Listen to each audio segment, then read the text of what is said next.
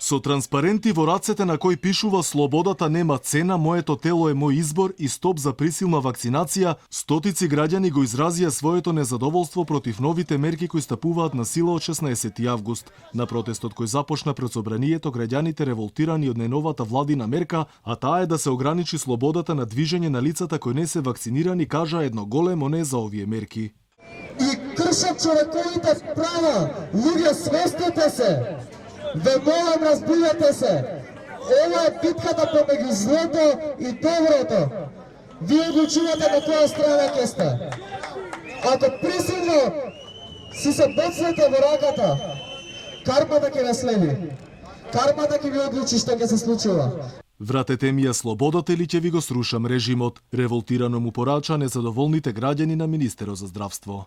Да престанат да не оценуваат и подмолно, дрско и безобразно, да не оценуваат на работни места, дека ќе ги изгубиме работните места ако не се вакцинираме.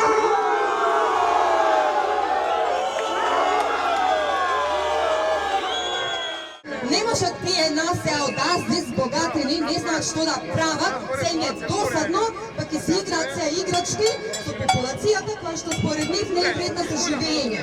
А ние со нашиот нормален, обичен, ограничен живот да изгубиме таа последна радост што не греува сонце. Во знак на револт, граѓаните дури и со ножици ги сечеа маските за на сите да им дадат до знаење дека тие не им биле потребни.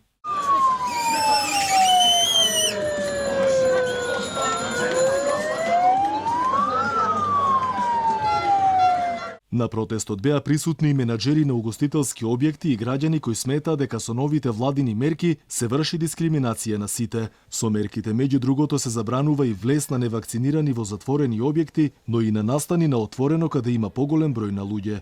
Освен за вакцинираните, новите мерки нема да важат и за оние кои прележале COVID-19 во изминатиот месец и пол.